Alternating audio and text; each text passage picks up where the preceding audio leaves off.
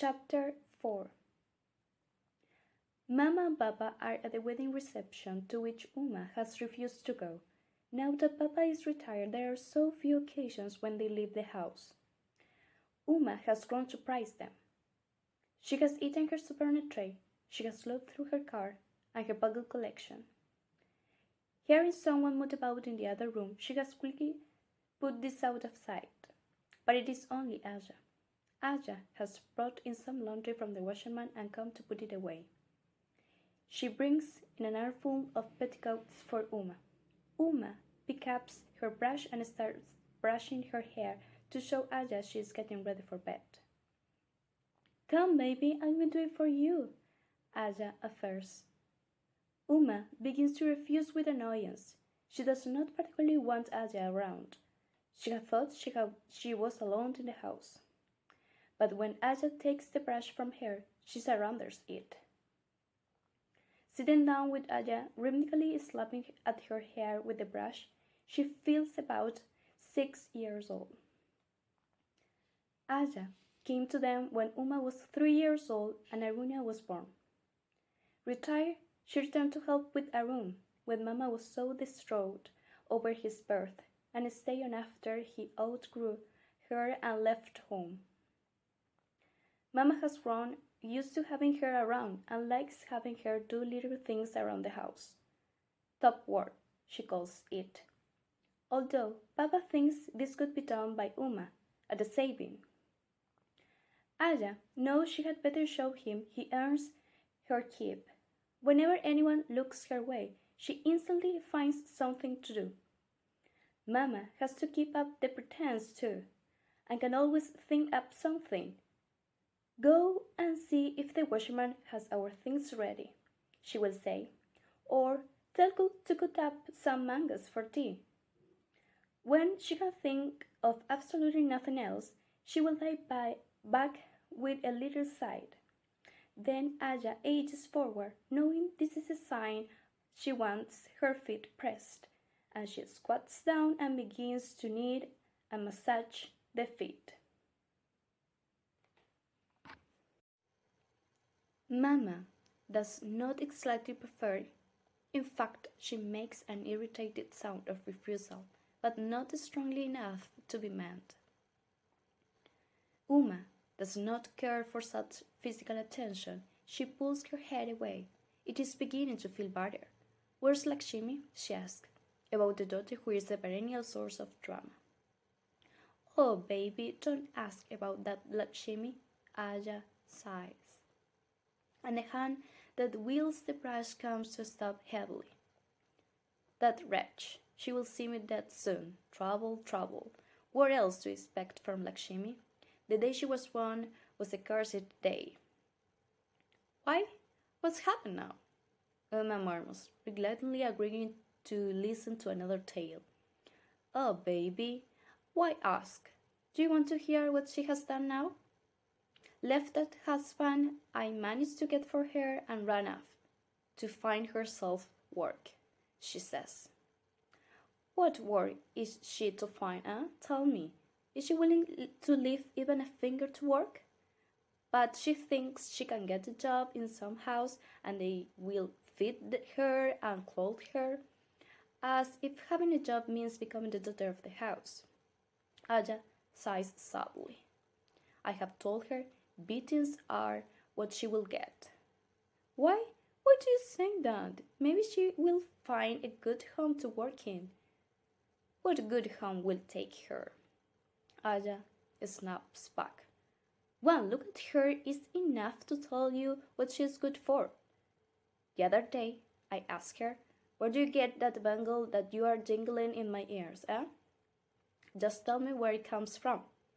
I beat her and I beat her till blood ran from her nose. But did she tell me? Not that one. Course of my life." "Why do you beat her?" Uma snatches her brush away from Aja. "You are always beating that poor girl." "You think she is poor, not I.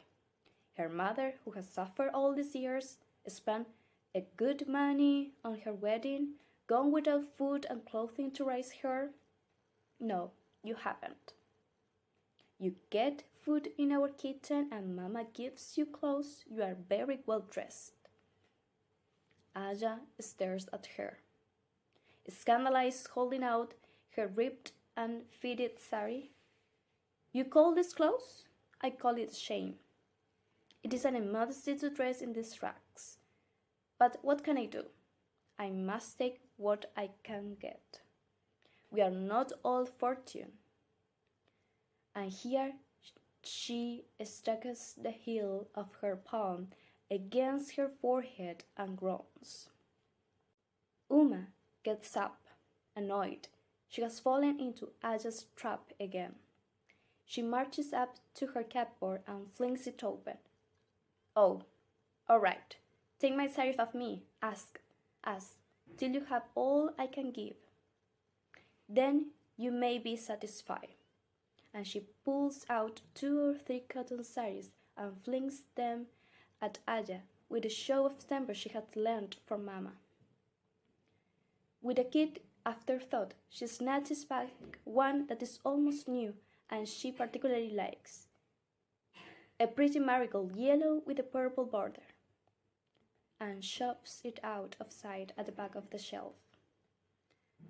Aya is all smiles and beams. She picks them off the floor and clutches them to her, then vanishes from the room before her good fortune rounds out. Uma bangs the cupboard door shut and locks it fiercely. Her evening is spoiled. At regular intervals through the years, a yellow postcard could arrive from Miramasi to say she could be stopping with them on her way from one pilgrimage place to another. Uma would invariably cry out, "Miramasi? Oh, I love Miramasi. She makes the very best ladoos. So round and big and sweet." Mama was always incensed, slurred having been cast on the ladoos made in her kitchen. "What a greedy child you are, Uma. I'm not going to let Miramasi into the kitchen." She turns everything upside down and demands a new set of cooking pots. A 5th hours are unclean. And she won't eat what the cook makes. She's so old-fashioned. Mama looked thoroughly put out.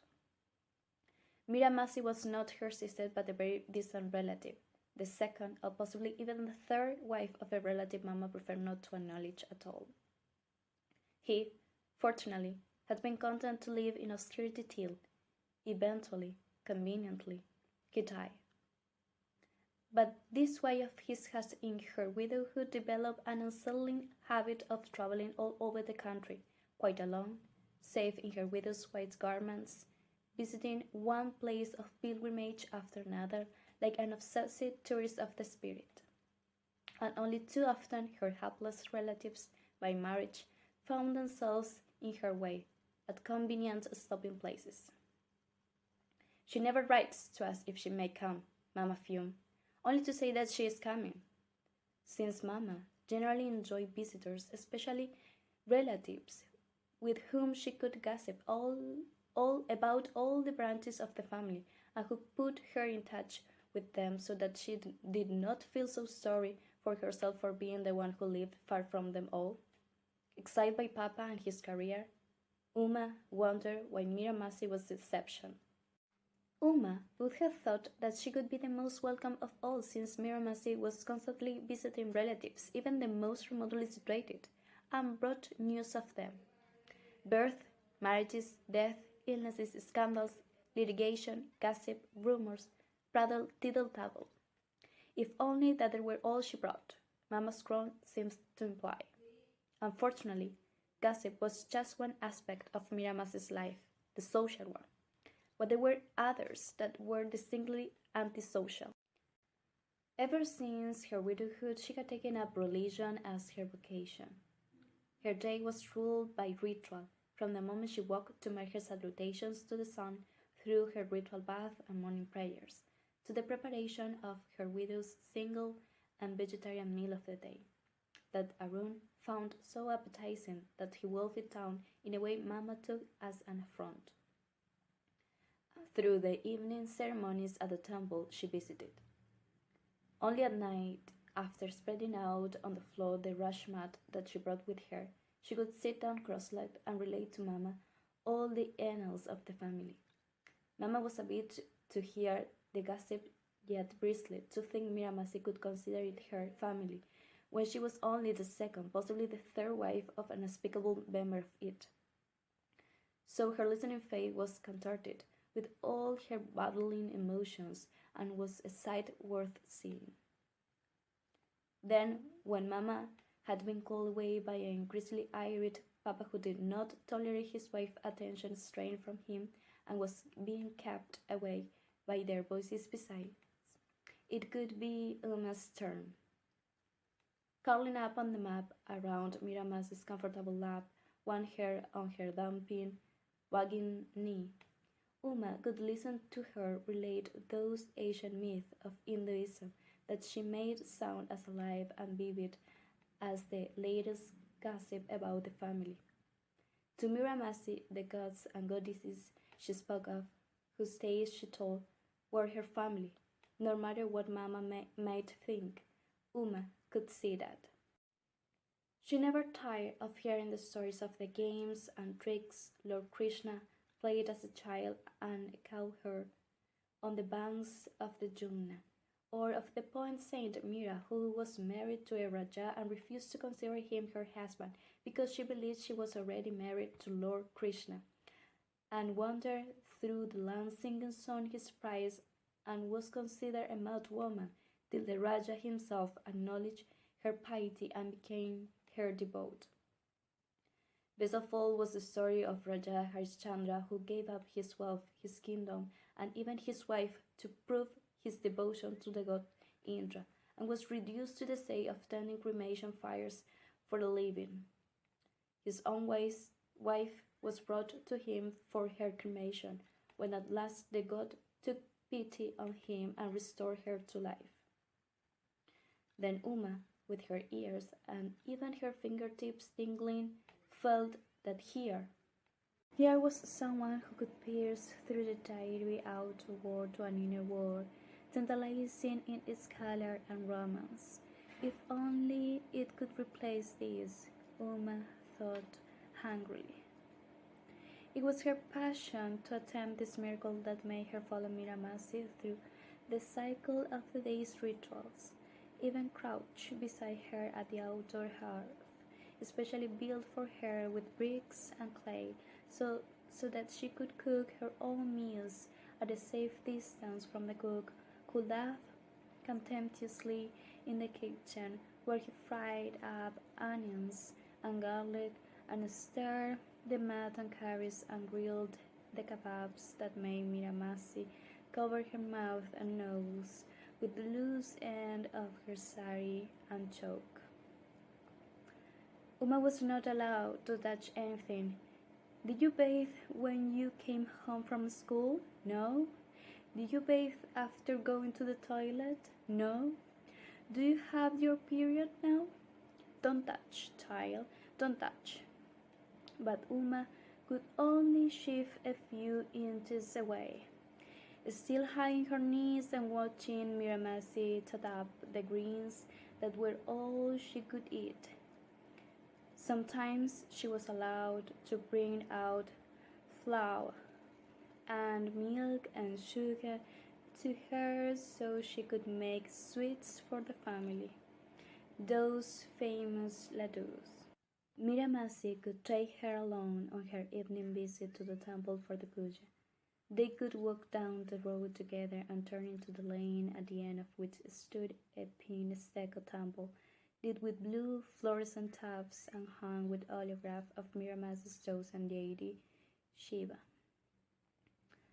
Here Uma could be overcome with shyness and hung back at the door, preferring to watch Miramasi march through, giving the brass bell overhead a mighty clang before going up to the shrine, where she mingled with the throng of devotees, all reaching out for drops of holy water dribbled into their cupped hands with the priest with his tray full of red power and yellow marigolds. Then all the bells could ring, tung, tung, and the conch shells blow, grum, grum, and the priest could circle a tray full of lamps around the god's head, reciting verses in somewhat nasal Sanskrit, and finally come out to distribute sweets to the faithful. Then Uma could quickly hide behind a pillar. Miramasi went through these rituals and as casually as if she were dusting her house. One could not have thought it was the central activity of her life. It was Uma who failed to take them casually. They assaulted her very being and made her shake like the pennant flying over the temple gate. She found it easier to participate in the private arrangements for worship that Miramasi created whenever she came to state. An altar could be made by sitting out on a shelf or a low table or even on a few bricks placed together. The objects that accompanied her when she traveled. A little brass Shiva, she called it golden, an oil lamp, an holograph, and a copy of the Ramayana wrapped in red cotton. Immediately on walking, Uma could go into the garden, and the dew on the dusty grass could transfer itself to her bare feet and to the hem of her nightie, and tuck a few roses and marigolds off their stems, or collect a handful of white jasmine that had bloomed in the night and lie scattered beneath the blush at dawn, resolutely ignoring the angry shouts of the Mali. Hurrying back to Miramasi's room, she could place them at the altar, grateful and amazed that she was allowed to perform so important a ceremony with her polluted hands. Miramasi could seat herself before her homemade altar, her eyes closed as she recited the Lord's names over and over in a fervent manner that made her sway as if she were possessed. In these moments, there was graven on her face, as on a stone image, an expression of fervent that it awed If her eyes opened, they flashed with fervor, almost furiously. Then she could burst into song and in a ringing voice sing. I have travelled over the earth, I have searched the whole earth, gnawed at the lotus feet of the Lord, I have found my salvation. And Uma felt she had been admitted to some sanctuary that had been previously closed to her. The nuns at St. Mary's had allowed her as far as its portals, the assembly room, the hymn singing, but she had never been admitted into their chapel, and that was where she had wanted to go, sensing this was the heart of their celebration. Now Miramasi included her in the celebration. She was counted in, a member, although of what she could not say. The best part of Miramasi's visit could be the obligatory trip to the river that Mama and Papa themselves did not permit their children, saying it was too hot, too dangerous, too dusty, too diseased, too crowded, in every way indivisible. But they could not refuse Miramasi what was to her a taste of paradise, and allow her rather grimly to take the children when she went for her ritual dip. First tucking them aside to warn them not to go near the water, keep well away from the river's edge, and keep a watch out for crocodiles and death by drowning. The warning proved unnecessary for both, Arum and Aruna, who went no further than the top of the stone steps leading down to the river. Looking down at its sluggish flow and the line of washermen and pilgrims and boatmen with the saying, neither of them could have considered putting a foot into it, or a toe. They were too mindful of their health and safety. Only Uma tucked her frock up into her knickers and waded in with such thoughtless abandon that the pilgrims, the washermen, the priests, and the boatmen all shouted, "Watch out! Take care, child!" and pulled Uma back before she sank up to her chin and the current carried her away. It had not occurred to her that she needed to know how to swim. She had been certain the river could sustain her. Miramasi had been too immersed in her devotions to notice. Knee-deep in water, she was pouring water over herself, chanting the Lord's name in ringing triumph. Obvious that the boatman nearby had grasped Uma by her hair and pulled her to safety onto the sandy bank, where she lay gasping and flopping and twinkling like a grounded fish. Miramasi was too gloriously and preoccupied to pay attention, but Arum and Aruna could hardly wait to get home and report to their parents Uma's ridiculous and crazy behavior, for which both she and Miramasi were severely reprimanded. An idea grew within the family that Uma and Miramasi were partners in mischief.